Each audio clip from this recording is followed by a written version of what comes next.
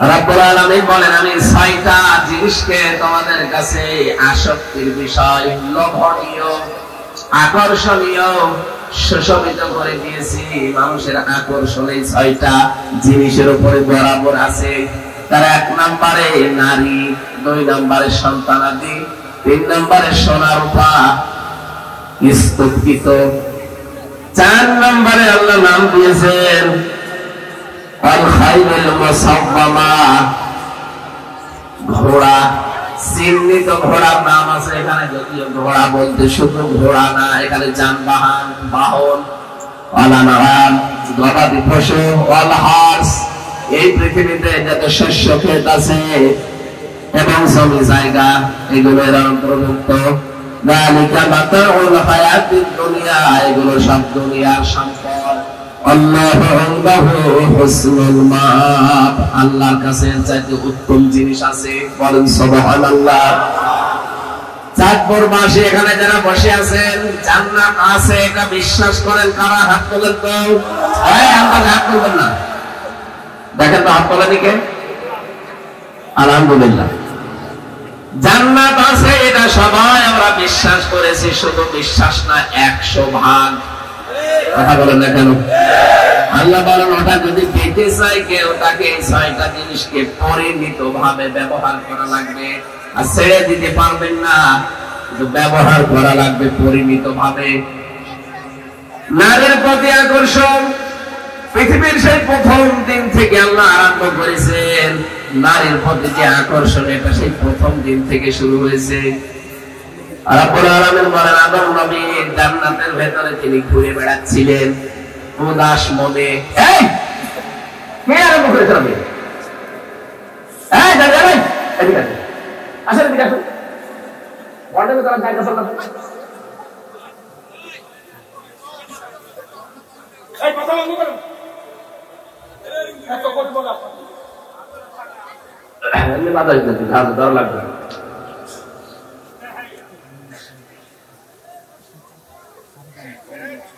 আল্লাহ রাব্বুল আলামিন তাকে ঘুম দিলেন, তিনি নিদ্রায় চলে গেলেন।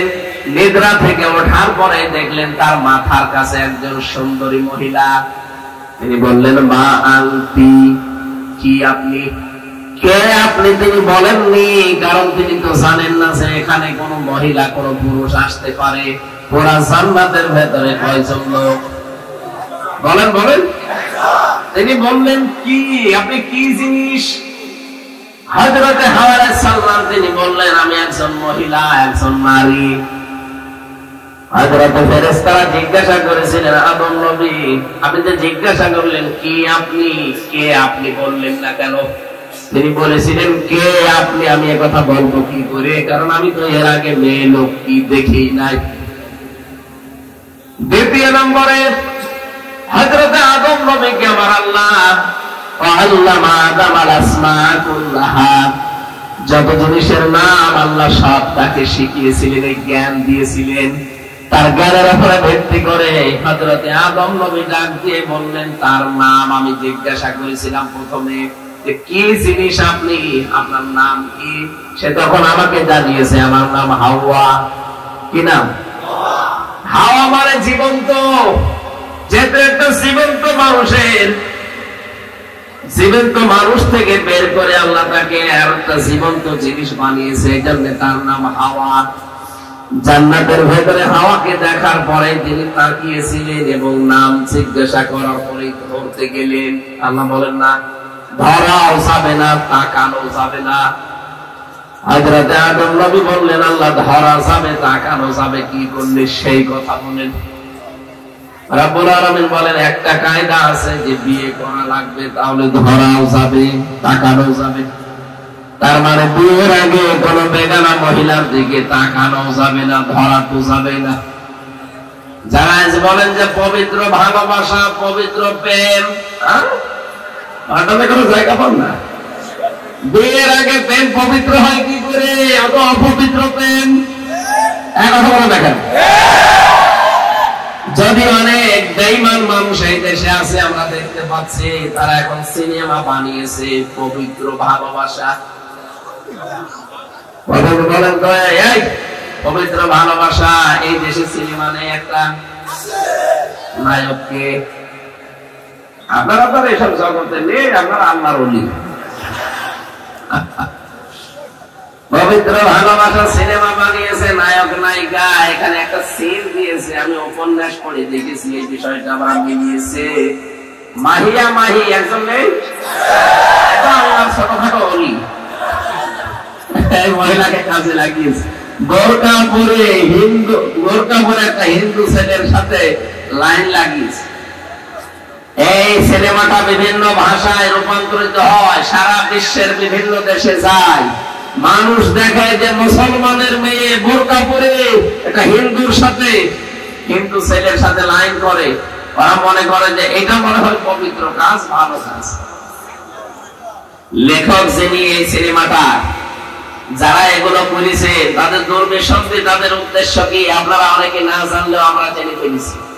এরা মুসলমানদের এই চরিত্রকে, বিশেষ করে বোরকা পরা পর্দাশীলা মেয়েদেরকে কালার করার জন্য, মানুষদের কাছে খারাপ বানানোর জন্য সিনেমায় নভেল নাটক বানিয়েছে। ভালোবাসা কোনোদিন পবিত্র হয় না বিয়ের আগে। বিয়ের আগে যা ভালোবাসবেন সব অপবিত্র। এই জন্য সামনে যে মাস ফেব্রুয়ারির 14 তারিখ, যেটা বিশ্ব ভালোবাসা দিবস নামে পরিচিত, এটা ভালোবাসা দিবস না, এটা বেহায়া দিবস। অনেকেই বিভিন্ন কায়দায় অনেকে এখন টাকা জোগাড় করছে যে এই সামনে 14 তারিখে অনেকে ফুল কিনে দেবেন। আমি যদি এখন থেকে নিয়ত করে ফুল কেনার টাকা গোছান, যতদিনই টাকা আপনার কাছে থাকবে ততদিন আপনার গুনাহ হবে। কারণ আপনি তো ভালো কাজে ব্যয় করার জন্য টাকা গোছান না, টাকা গোছাচ্ছেন পবিত্র ভালোবাসা দিবস পালন করার জন্য। এটাকে পবিত্র না অপবিত্র? ভালোবাসা পবিত্র হয় তখন যখন মেয়েটার সাথে আপনার বিয়ে হয়ে যায়। আমরা এদেশে দেখি বিয়ের পরে আমাদের আর ভালোবাসা থাকে না, তখন ডিভোর্স হয়ে যায়। আজকের রিপোর্ট, বাংলাদেশের 100 জনের 86 জন মানুষ যারা ভালোবাসা করে বিয়ে করেছে, ওদের সংসার টিকছে না, সব ডিভোর্স হয়ে যাচ্ছে। 3 মাস 4 মাস 6 মাস 1 বছরের পরে আর লাস্টিং করে না। কিন্তু মা বাবার অনুমতি নিয়ে এরকম মানুষ যারা বিয়ে করেছে, বিয়ের পরে যাদের ভালোবাসা পবিত্র, এই মানুষগুলো সংসার মরণ পর্যন্ত টিকে যায়। আদম আলাইহিস সালামের সেই আকর্ষণ প্রথম দিন থেকে, যেহেতু আমরা আদমের সন্তান, এই হিসাবে আমাদের মধ্যে আল্লাহ আকর্ষণ ঢুকিয়ে দিয়েছেন। মেয়েদেরকে বলছি, সম্মানিত মা বোনেরা, আপনার আকর্ষণীয় জিনিস, লোভনীয় জিনিস, পৃথিবীতে সবচাইতে দামি জিনিস আপনারা। দুনিয়া কুল্লুহা মাতাউন ওয়া খায়রুল মাতাউদ দুনিয়া ইমরাতুস সালিহা। পৃথিবীর সব কিছু সম্পদ, এর ভেতরে উত্তম সম্পদ হচ্ছে আল্লাহওয়ালা মেয়ে মানুষ। দুনিয়ায় যত মহিলা আছে আল্লাহওয়ালা মেয়ে মানুষ ওইটা, তার ভেতরে 3টা গুণ পাওয়া যায়। কয়টা? আরো জোরে বলেন। ইদা নাসারা ইলাইহা সাররাতুহু, যখন তার স্বামী তার দিকে বাইরে থেকে এসে তাকাবে, স্বামীকে সে আনন্দ দেবে। এরকম মহিলা এখন 100 জনের 98টা পরিবারে নেই।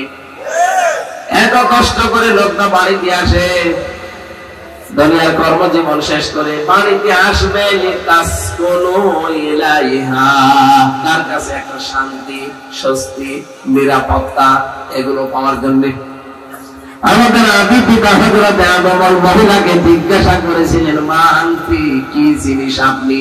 যেই বলেছে আমি একজন মহিলা নারী, কি করবেন এখানে?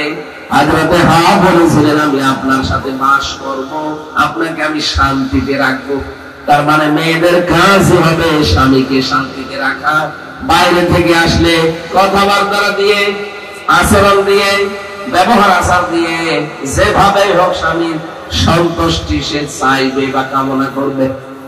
এই কাজ বাংলাদেশে অনেক পরিবারে নেই, এই জন্য পুরুষেরা পরকীয়া প্রেম করে। কথা বলছে না কেন? পরকীয়া প্রেমের জন্য দায়ী মেয়েদের আচরণটা। ওরা যদি উজাড় করে দিত নিজের ব্যবহার আচার কথাবার্তারা, আমি গ্যারান্টি দিতে পারি 100 জনের 98টা মানুষ পরকীয়া প্রেম করবে না। শুধু এই ছোটখাটো বিষয়ের জন্য আমাদের মন হারিয়ে যায়। কি পরকীয়া প্রেমে এখানে মানুষ নেই? কারা করছেন হাত তোলেন তো। এই এলাকায় মনে হয় কোনো জিনিসপত্র আপনাদের নেই, আলহামদুলিল্লাহ, ভালো, এলাকার মেয়েরা ভালো আছে। 2 নম্বরে যখন স্বামী বাইরে চলে যাবে তখন নিজেকে হেফাজত করবে। কি কথা বলছে না? স্বামীর সম্পদ, স্বামীর সন্তান এবং স্বামীর দেয়া আমানত আপনার কাছে রেখেছে, আপনার সম্ভ্রম, ইজ্জত, এগুলো আপনি হেফাজত করে রাখবেন। হাজারো মানুষ বাইরে থেকে যারা প্রবাসী, ওরা ওখান থেকে এত পরিশ্রম করে টাকা পাঠায়, আল্লাহর এই ওলি বিভিন্ন জায়গায় তো টাকাগুলো খরচ করে, স্বামী এসে দেখে বউটাও নেই। হ্যাঁ, যদি এভাবে 2 বছর 5 বছর 10 বছর বাইরে থাকা স্বামী ঠিক না, তারপরও তো আপনার খুশির জন্য, আপনাকে সন্তুষ্টি এবং আপনার সুখের জন্য, পরিবারের জন্য তো সে কষ্ট স্বীকার করছে, আপনাকে একটু স্যাক্রিফাইস করা দরকার। ওই এসে যদি আপনার 8 বছর 10 বছরের এত বড় সম্পদ গুলো নাই পায়, বিয়ে করেও যাওয়ার দরকার কি ছিল? এখানে মেয়েরা যারা এসেছেন, আপনাদের স্বামীরা যারা, আপনাদের বর যাদের বিদেশে আছে, বাইরে আছে, কর্মজীবনে আছে, যতক্ষণ বাইরে আছে নিজেকে হেফাজত করবেন। কার? মহিলা, উত্তম সম্পদের গুণাগুণ। 3 নম্বরে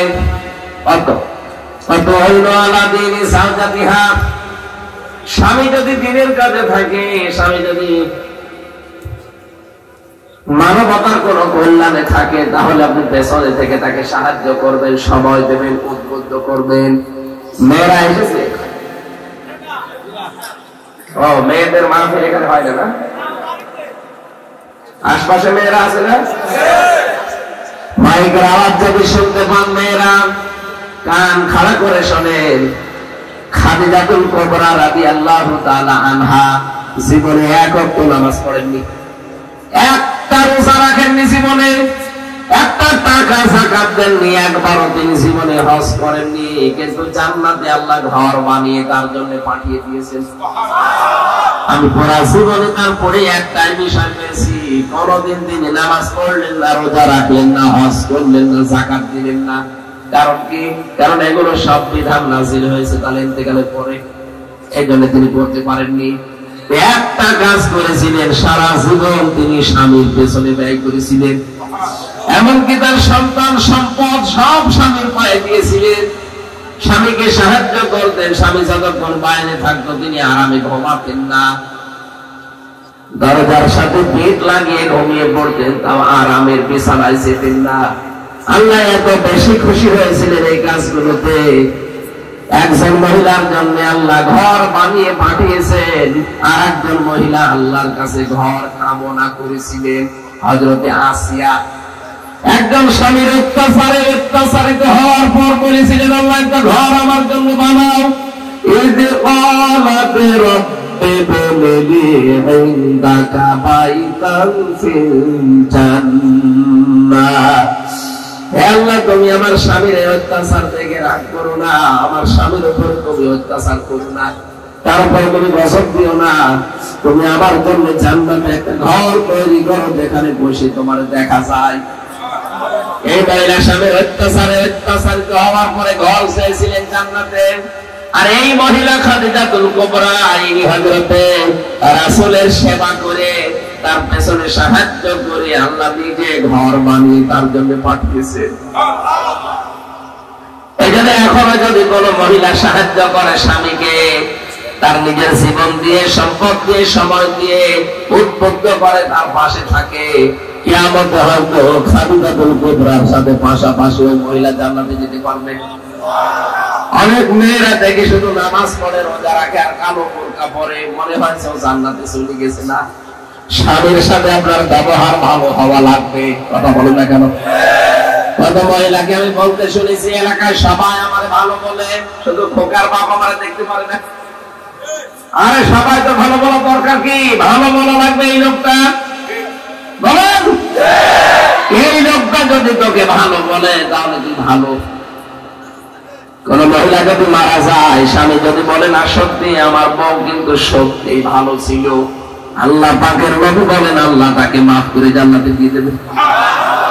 এখানে যারা আমি সহ স্বামী আছি, এই এদিকে তাকান, যারা স্বামী আছে আপনি মন থেকে বলেন তো, বউ যাদের আছে, আপনার বউ কি আপনার কাছে 100 ভাগ মনোভূত? 100 ভাগ স্ত্রীর উপরে খুশি আছেন? কারা কারা হাত তোলেন তো? আন্দাজ হাত তুলেন না, ক্যামেরা ওইদিকে এই জন্য হাত তুলছে না আপনার।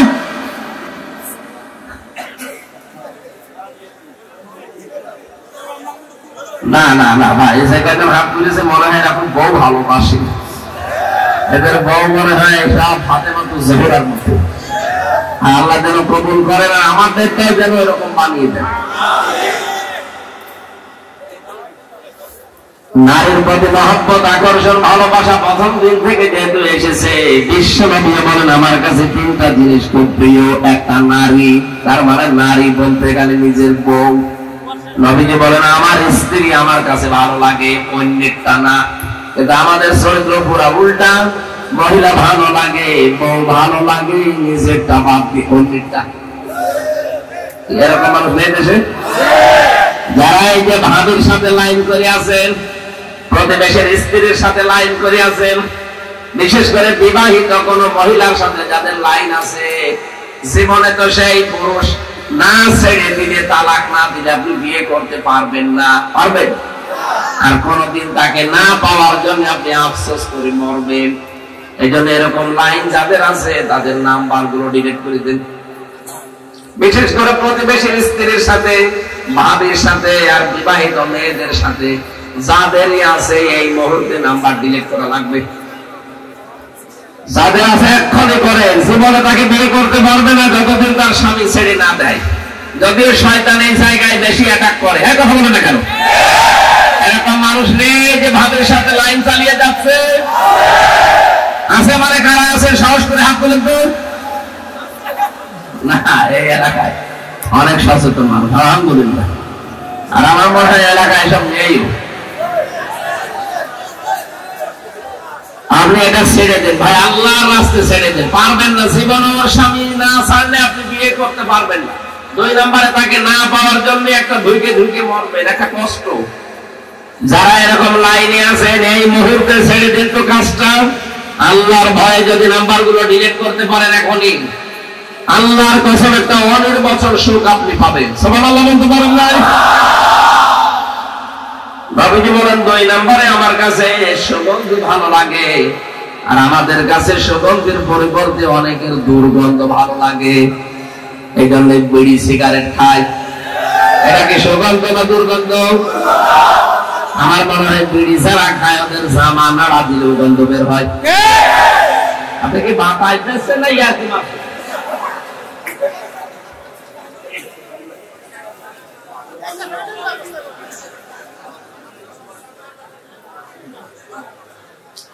নবীজি বলেন 3 নম্বরে আমার কাছে নামাজ ভালো লাগে। আমরা যারা মুসলিম নবীর উম্মত দাবি করছি, নামাজ ভালো লাগে আমাদের? আপনি নামাজে কি পেয়েছেন যে ভালো লাগবে আপনার? একটু লম্বা করে সেজদা দিয়ে দেখেন, নামাজ কি টের পাবেন। এরা কি মানুষ নাকি কলেরা? এরা ওরা ধরে কানের নিচে 2টা দিতে পারছেন না? কথা বলে কত মানুষ বসে আছে, এরা দেখতে পাচ্ছেন না? এই পুলিশ ভাই, কি অস্ত্র কই আপনার? কি করেন? কি উপরে তুলে ধরেন?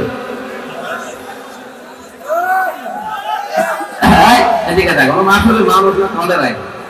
এত করে বলছে যে যা করবেন কথা বলবেন না, আবার কথা বলেন কে ভাই? এদিকে তাকান। আরে ভাই, আমি আমার মাস করছি জেলখানায়। আমরা 3টা বছর লম্বা সেজদা চাপিয়েছি, ওইগুলোতে আমরা আনন্দ পেয়েছি। আমি বহু আলেমকে দেখতাম রাতের বেলা 2:30-3টায় এক সেজদায় 2 রাকাত নামাজ, এক সেজদায় 40-45 মিনিট কাটিয়ে দিয়েছে। কি বলে ও জানেন ওরা আলাদা। আপনি তো 1.5 মিনিট 2 মিনিটের বেশি সেজদা দেন না, একটু লম্বা করে দিয়ে দেখেন, একটা আলাদা সুখ পাবেন। আজকে থেকে আরম্ভ করবেন, নফল নামাজগুলো একটু লম্বা করবেন। ফরজ নামাজ লম্বা করার দরকার নেই, নফল নামাজটা যখন একটা সেজদা দেবেন লম্বা করে, আর আপনার মাতৃভাষা বাংলায় কথাগুলো বলবেন, আল্লাহ আমি এই জিনিস কিন্তু চাই, এই জিনিস থেকে আমাকে বাঁচাও। মানুষ যখন সেজদা দেয় তখন একেবারে আল্লাহর কুদরতি পায়ের কাছে চলে যায়। অসজুদ ওয়াকতারিব, আমাকে সিজদা দাও আর নিকটবর্তী হয়ে যাও। সাহাবী জিজ্ঞাসা করলেন, হে রাসূল, বান্দা কখন আল্লাহর একেবারে কাছাকাছি পৌঁছে যায়? নবীজি বলেন, বান্দা যখন আল্লাহকে সিজদা দেয় তখন আল্লাহর মাঝে আর বান্দার মাঝে কোনো পর্দা থাকে না। নবীজির কাছে নামাজ ভালো লাগতো এই কারণে, কারণ সে নামাজে মজা পেয়েছিল। আমরা তো নামাজে কিছু পাই না, এই জন্য অনেকে আমাদের সিজদা লম্বাও দিতে পারি না। আজকে থেকে আমি সহ অনেকে একটু চেষ্টা চালাবেন, দেখবেন লম্বা সিজদা দিলে একটা অনির্বচল সুখ আপনি পাবেন। আল্লাহ আমাদের তৌফিক দিন, বলেন আমিন। দ্বিতীয় নম্বরের পয়েন্ট পেয়েছি আমি আল-বানিন, সন্তানাদি। কিন্তু সন্তানাদিটা মহব্বত, ভালোবাসা, আকর্ষণীয় হোক, এদের পেছনে থাকতে গিয়ে যেন আপনি আখিরাত ভুলে যাবেন না। ইয়া আইয়ুহাল্লাযীনা আমানু লা তুলহিকুম আমওয়ালুকুম ওয়ালা আওলাদুকুম আন যিকরিল্লাহ। ওহে যারা ঈমানের দাবি করো, তোমরা হালাক হয়ে যেও না, ধ্বংস হয়ে যেও না, সন্তানাদি, সম্পদাদি এগুলোর পেছনে পড়ে আল্লাহর জিকির থেকে গাফেল থেকো না। ওয়া ইয়াফআলু যালিকা ফাউলাইকা হুমুল খাসিরুন, এরূপ যারা করবে তারা ক্ষতিগ্রস্ত। কে বলছেন? এজন্য আমাদের উচিত হবে সন্তানাদি, ছেলে মেয়ে এগুলো আকর্ষণীয়, কিন্তু এদেরকে সুখে রাখতে গিয়ে যেন হারাম কোনো পথে আমরা পা না বাড়াই। কথা বলেন না কেন? আরে ভাই, এই পৃথিবীতে যার জন্য আপনি যা করে যাচ্ছেন, ওকে সুখে রাখার জন্য আপনি অবৈধ ইনকাম করলেন, হারাম পথে পা বাড়ালেন, গুনাহ হয়েছে আপনার। কোনদিন আপনি ছেলেকে মেয়েকে বলতে পারবেন যে গুনার ভাগ তোমাদের নেওয়া লাগবে? বললে তারা নেবে? বলেন। আপনি বাস্তবের দিকে খেয়াল করেন। আমাকে যদি কেউ ডাক দেয় যে হুজুর আমার বাবার জন্য দোয়া করে দেন, আমার দাদার জন্য দোয়া করে দেন, ওই লোকটা কিন্তু আর কোনোদিন এই কথা আমাকে বলে না যে আমার পর দাদার জন্য দোয়া করেন। সর্বোচ্চ নিকটবর্তী আমরা বাবা মারা গেছে, এরপরে দাদা গেছে, এ পর্যন্ত। তার মানে যত নিকটবর্তী তাদের পরে উপরের কথা আমাদের আর মনে থাকে না। এই যে আমার দাদা মারা গেছে জেলখানায় থাকতে, তার বাবার নাম নমাজ আলী, আমার দাদা জাহান আলী, আমার বাবা রিয়াজউদ্দিন। এই তিন পুরুষের পরে আমি আর চিনি না। সত্যি কথা বলছেন, আর চিনি না। এখন যদি নমাজ আলীর বাবা মাত্র 61 বছর আগে মরে গেছে, ওই লোকটা যদি এখন কুষ্টিয়ায় এসে বলে সেই 2 তলা বাড়ি আমার, এই ভিটা আমি বানিয়েছিলাম, এখানে আমি থাকবো, পরে থাকতে দেবো? আরো দরকার দাঁত মুখ খুলে বাড়ি থেকে তাড়িয়ে দেবো। দাঁত মুখ খুলে দেবো এই কারণে না জানি আবার এলাকার লোকজনকে নিয়ে বিচার বসাই কিনা, যেগুলো আমার ছিল মাত্র 61 বছর আগে মরে গেছে, এখন আসলে যদি আমার বাড়িতে উঠতে না পারে, আমি যদি এখন মারা যাই, 50 বছর পরে ফিরে আসলে আমার ওই বাড়িতে উঠতে দেবে না। কার সঙ্গে করবেন? এই জন্য আল্লাহ দিয়েছে লা তুলহিকুম, ধ্বংস হয়ে যেও না সন্তানাদির, সম্পদাদির পেছনে পড়ে আন যিকরিল্লাহ, আল্লাহর জিকির। আল্লাহর এখানে জিকির মানে আল্লাহর আইন, আল্লাহর আইন থেকে, আল্লাহর কোরআন থেকে মুখ ফিরিয়ে গাফেল হয়ে থাকবা না। হ্যাঁ, দুনিয়া যতটুকু দরকার ও পর্যন্ত নিতে পারো, বেশি হয়ে গেলেও ঝামেলা, কম হলেও ঝামেলা। আমার যাইতেছে আমার হাঁটাটা এ পর্যন্ত ঠিক আছে না? এখন যদি আমি এ পর্যন্ত বানাই, দেখতেও খারাপ লাগবে, মানুষও বলবে ওর মাথা তার কাটা আছে। কথা বলছে না কেন? আমার যদি এটা এ পর্যন্ত হয়, মানুষ আমার দিকে তাকিয়ে হাসবে যে পাগল নাকি। তাহলে যে পর্যন্ত দরকার আমি ঠিক সে পর্যন্ত দিয়েছি। দুনিয়া আমাদের দরকার, যতটুকু দরকার অতটুকু করে। সালমান এফ রহমান 36,000 কোটি টাকা মারিং কাটিং করেছিল। কি বললে এত টাকা লাগবে আপনার? বলেন তো কেন এত টাকা আপনার লাগবে? আপনার কি 14 ঘন্টা ছেলে মেয়ে আছে? এত পয়সা, এত টাকা কামাই করে কি করলেন আপনি? এখন তো আমার মতো ফলরে শুয়ে থাকা লাগে। এখন উনি জেলখানায় আছে, আমি কয়েকদিন আগে তো ওখানে ছিলাম। কারারক্ষী সেদিন গাজীপুর গিয়েছিলাম মাহফিলে। আমার বলছে যে কালা মানিক যেটা আছে, কালা মানিক নাম শোনেননি? বিচারপতি কালো মানিক, ও আরে সালমান এফ রহমান এই দরবেশ এই দুইটাকে আমরা পাশাপাশি রেখে দিয়েছি, হুজুর আপনি সেখানে ছিলেন, ওরা ওই জায়গায় আছে, ভালো করে রাখবেন শয়তানদের। আমাদের যেভাবে কড়াকড়ি করছেন ওদের ওইভাবে করবেন। 24 ঘন্টা দরকার তালা লাগিয়ে রাখবেন, খাবার দেবেন না, শয়তানরা কি করে দেখেন। কারণ ওরা আমাদেরকে দেখে টিপনি কাটতো আদালতে, আমার মাথায় দড়ি দিয়ে যখন হাতে হ্যান্ডকাপ দিয়ে তখন পায়ে ডান্ডা বেড়ে দিয়ে আদালতে তুলতো, ওই শয়তান ভাই সালমান এফ রহমানকে আমি নিজে দেখেছি। আমার দিকে তাকিয়ে চোখ টিপ দিত আর বলতো কেমন লাগছে। এখন আমি যা দেখি আপনাদের নিয়ে যাই, আমরাও বলি যে কেমন লাগে। মানুষের বিপদ আপদ দেখে, দুঃখ কষ্ট দেখে যদিও আনন্দ পাওয়া ঠিক না, ওরা যেহেতু আনন্দ পেয়েছিল এই জন্য আমারও আনন্দ লাগে। আমি মন থেকে আনন্দ করতে চাচ্ছি না। আপনাদের এই জেলার ওই মহিলা বলেছিল না ফিটনেস বিহীন বিএনপি, লাইসেন্স বিহীন জামাত, আল্লাহ পুরা ওরে লাইসেন্স এবং ফিটনেস দুইটাই কেড়ে নিয়েছে। চেহারা দেখলেই মনে হয় কত চিন্তার ছাপ চেহারার ভেতরে, আর লাইসেন্স তো নেই।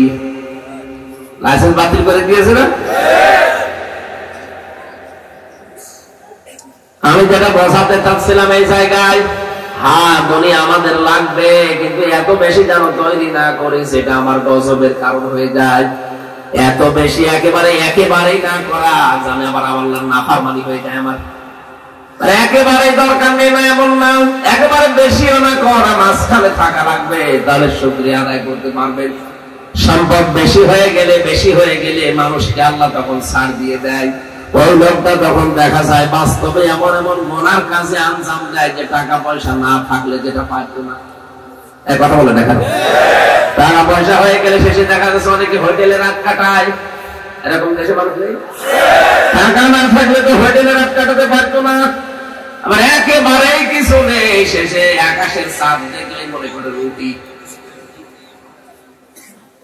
একটা কবিতা আছে না, আকাশের চাল জানো চাঁদ জানো ঝলসানো রুটি। গরিব মানুষের কাছে তখন ওইটাই তার খোদা হয়ে যায়। এই জন্য একেবারে থাকা লাগবে না। দুনিয়া যতটুকু দরকার আমরা প্রত্যেকের জন্য কতটুকু রাখতে পারি, কারণ এটা আকর্ষণীয়। এটা কি সোনা রূপাকে যারা এক জায়গায় করে রাখে, যারা বাহন, এই বাহনের ভেতরে আমার যে গাড়িটা, এই গাড়ি থেকে শুরু করে পৃথিবীর প্রত্যেকটি বাহন উড়ে জাহাজ পর্যন্ত এর ভেতরে অন্তর্ভুক্ত। এরপরে গবাদি পশু পাখি এবং শস্য ক্ষেত, জমি জায়গা, অনেকের ধান্দায় থাকে শুধু জমি কিনবো। এই এলাকায় নেই? খেয়ে থাকুক আর না খেয়ে থাকুক, ওর ধান্দায় শুধু জমি কিনবো।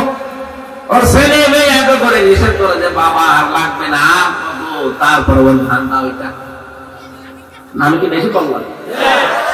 আল্লাহ বলেন যালিকা মাতাউল হায়াতুদ দুনিয়া, এগুলো দুনিয়ার সম্পদ। মাতাউন বলা হয় ওই জিনিসকে যেটা ভোগ করা হয়ে গেছে। এটা মেয়েরা যখন রান্নাঘর মোছে কি দিয়ে?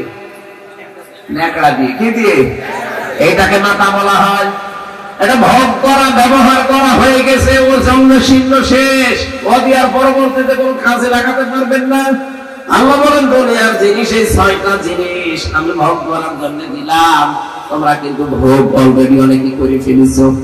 কিন্তু এগুলো পরিমিত যদি করতে পারো, তোমাদের 3টা পুরস্কারের ঘোষণা দিলাম।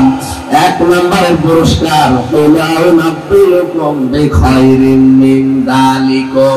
লিল্লাযীনা তাকাউ ইনদা রাব্বিহিম জান্নাত।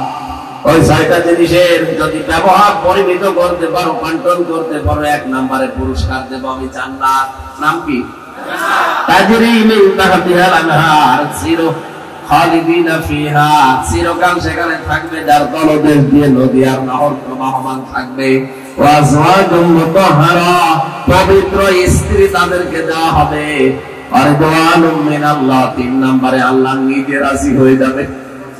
এটা সবচেয়ে বড় পুরস্কার। আমি যদি ভাইয়ের বাড়িতে যাই, ওই মেহমান আমাকে পেয়ে যদি কথাই না বলে, সালাম কালাম না দেয়, শুধু খাবারের মাটি এভাবে আমার দিকে নিক্ষেপ করে নে, খা খা, আমার ভালো লাগবে? আর আসতে বলেন আল্লাহ বলেন মানুষগুলো যে আমার মেহমান, এদেরকে আমি জান্নাতে ঢোকানোর পরে উত্তম স্ত্রীগুলো দেওয়ার পর, নয়ন জোড়ানো বউ এদেরকে দেওয়ার পরে শেষে বলবো যা তোদের উপরে রাজি হয়ে গেলাম।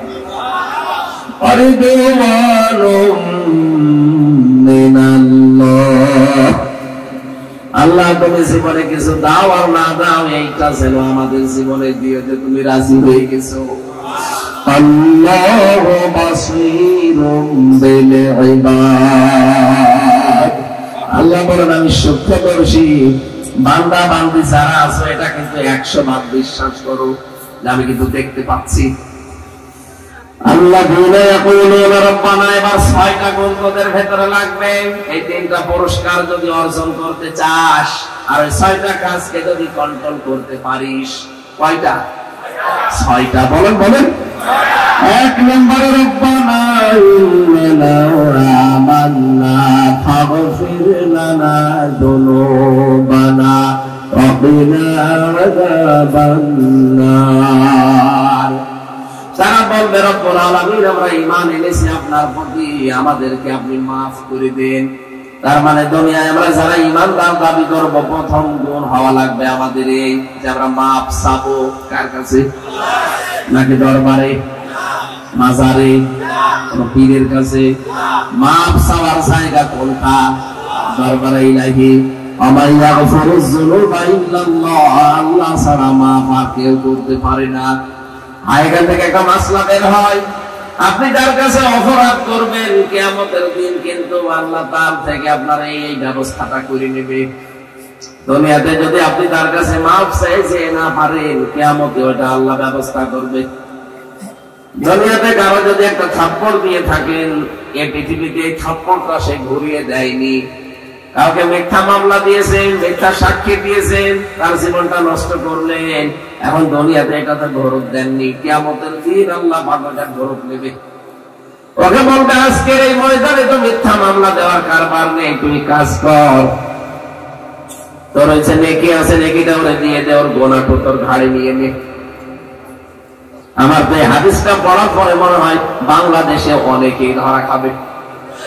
কথা বলে না কেন? বিশেষ করে 15.5 বছরে যারা জুলুম, নির্যাতন, অত্যাচার, মিথ্যা মামলা, মিথ্যা সাক্ষী দিয়ে অনেকের জীবন নষ্ট করে দিলেন। অনেকেই কিন্তু মাফ চাওয়ার মতো সময় পাচ্ছেন না, কারণ অনেকে মরে গেছে। মাফ চাবেন কি করে? তার মানে কিয়ামতে আপনি 100 ভাগ ধরা খাবেন। যে লোকটা শহীদ হয়ে গেল, শহীদ আল্লামা দেলোয়ার হোসেন সাইদি, শহীদ মাওলানা মতিয়ার রহমান নিজামী, যে দোষ দিয়ে তাদেরকে বিদায় করে দিলেন, ওরা যদি এই অপরাধী না হয়, কিয়ামতের দিন ওদের গুনাহ যা আছে সব আপনার কাঁধে তুলে দেবে। আর আপনার দু একটা সওয়াবের কাজ থাকলে ওদের কাঁধে আল্লাহ তুলে দেবে। আপনার মতো অসহায় মানুষ ওই ময়দানে আর কেউ হবে না। এরকম অনেকের কপালে আছে না নেই? আমি তো দেখতে পাচ্ছি অনেকের জীবনে মিলে যাচ্ছে। মাবুদ তুমি আমাদেরকে আযাব জাহান্নামের আগুন থেকে বাঁচাও। বাংলার মানুষেরা জাহান্নামের আগুন থেকে বাঁচার উপায় আছে কয়টা? একটা। কয়টা? বলেন বলেন। আমি কি বাংলা বলছি? জাহান্নাম থেকে বাঁচতে হলে কাজ করা লাগবে মাত্র একটা। হালাদুল্লাকুম আলা তিজারাতিন তুনজিকুম মিন আযাবিন আলীম। আমি তো তোমাদেরকে একটা দালালাত করব, ব্যবসার দালালাত ইঙ্গিত দেব, বলে দেব, সন্ধান দেব, যেটা করলে জাহান্নামের আগুনে যাওয়া লাগবে না। এই ব্যবসাটাই হচ্ছে আল্লাহ রাসূলের উপরে ঈমান এনে তার দিনকে জমিনে কায়েম করার জন্য জান আর মাল দিয়ে চেষ্টা করা। এইটাই আমরা করছি। আমরা চাই না এই দেশের ক্ষমতায় 100 বছর বসে থাকতে। আমরা শুধু এইটাই চাই যে 56,000 বর্গ মাইল আল্লাহর এই কোরআন দিয়ে যেন চলছে, এটা দেখতে পারি। কথা বলে না কেন? যদি কেউ বলে এটা আপনাদের রাজনীতি, হ্যাঁ এটাই আমাদের রাজনীতি। কেউ যদি বলে এটা আপনার ধর্ম ব্যবসা, হ্যাঁ এটাই আমার ধর্ম ব্যবসা। আমার জীবনের টার্গেট এইটা আছে, কি করে এটা দেখা যায় যে চলছে। আল্লাহ বলেন সাবিরিন, তারা ধৈর্যশীল হবে। এজন্য এখন অনেকেই কিন্তু মাথা খারাপ করে যা বলছে কথা বলা যাবে না, ধৈর্য ধারণ করা লাগবে। বিশেষ করে অনেকের মাথা খারাপ হয়ে গেছে, ইসলামের দিকে মানুষ ঝুঁকছে এই দেখে সবার না কিছু রাম আর মামের। বলেন ধৈর্য ধারণ করার সময় এখনই ধৈর্য ধারণ করে ওভারকাম করা লাগবে কি করে? এরপরে দিয়েছিল সাদিকিন, সত্যের উপরে টিকে থাকা লাগবে, সত্যবাদী হওয়া লাগবে। আল কানিতিন আল মুনফিকিন আল মুস্তাগফিরিন বিল আসহার, এই মানুষগুলো নম্র হবে, বিনয়ী হবে, তারা খরচ করবে এবং শেষ রাতে তারা আল্লাহর কাছে ধর্ণা দেবে। শেষ রাত এখন আরম্ভ হয়ে গেছে, রাত 1টা বাজে। রব্বুল আলামিনের কাছে জীবনের অপরাধগুলো নিয়ে ক্ষমা চাবেন আর বলবেন, আল্লাহ আমার দুনিয়ার জীবনটা তুমি সঠিক করে দাও, বিশাল আখিরাত যেন আমি আল্লাহ তোমার এই হুকুম মানি এবং ভুলে না যাই। বলেন আমিন। আল্লাহুম্মা আমিন। লা ইলাহা ইল্লা আনতা সুবহানাকা ইন্নী কুনতু মিনাজ জালিমিন। 6টা জিনিসকে